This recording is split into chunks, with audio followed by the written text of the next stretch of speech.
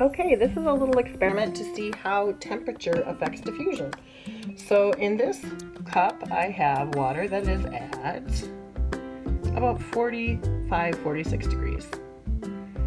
All right, and in this cup, I have water that is at 140 degrees plus and still climbing. All right, so this is the hot one. I should have written that on the mirror. That's hot, that's cold, okay? So I am going to take some food coloring, and what I'm going to try to do here, oh, my apologies for the bad video production. What I'm going to try to do here is just put one drop in each and then not bump it at all and watch what happens. Maybe I'm going to turn this on the side. All right. Okay, so here is one drop in this cold one. And this is one drop in the hot one. And we're just going to sit here for a few minutes and watch the difference. Ooh, the difference is kind of cool.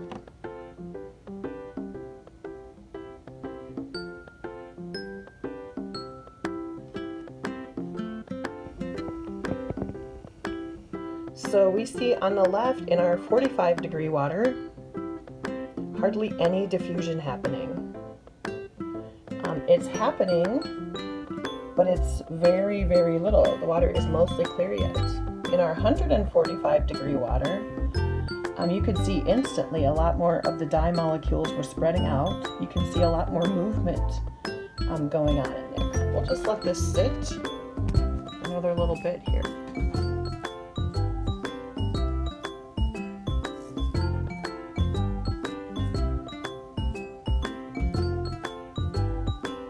This could take a while.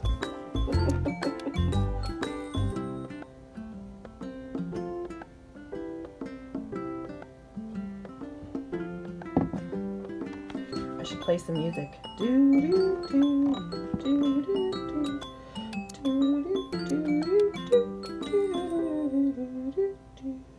Eventually what will happen, is both cups will be completely purple water. But this one's going to get there a lot faster. This is one of the many reasons why temperature affects living things. Because we're getting diffusion using diffusion and osmosis to get water and other needed supplies into our cells, the temperature will have a great effect.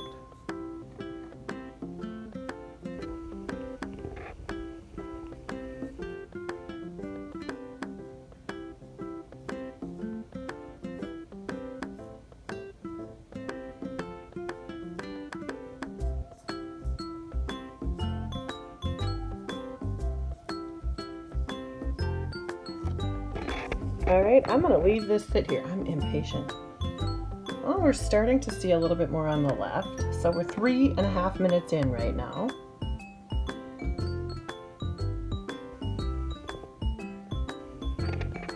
I'm gonna come back in about 2 minutes and we'll show you the update then.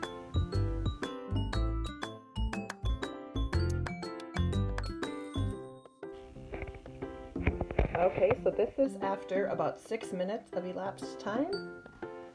We still have almost all of the cold water, the 45-degree water. The ink or the dye is on the bottom. Now, one thing that's happening here, this is sitting out at room temperature right now. So the cold one's getting warmer and the warm one's getting colder. Eventually they'll both be at the same temperature, right? But we can clearly see more dye movement in the hot one. And you can see that it's diffusing. This is actually the process of diffusion in action. The dye is moving from where there's more of it to where there's less of it. And so you can actually see that happening in the hot jar. It's also happening in the cold jar, but much slower.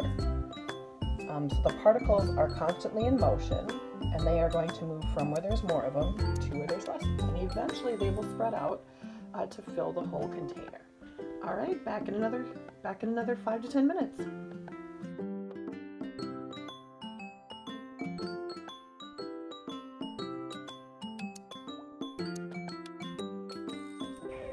So this is our last check-in. This is 1 hour later. Maybe I'll have to come back at the end of the day and update this even more. This is 1 hour later. We can still see a light lavender in the top layer, but most of the dye particles have not diffused. Most of them are still just at the bottom.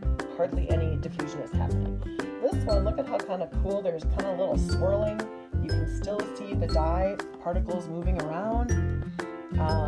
And we clearly have diffusion happening pretty well in the warm glass 1 hour in. Alright, so that's 1 hour later. We have diffusion on the left in cold water and diffusion on the right in hot water. That's it for today.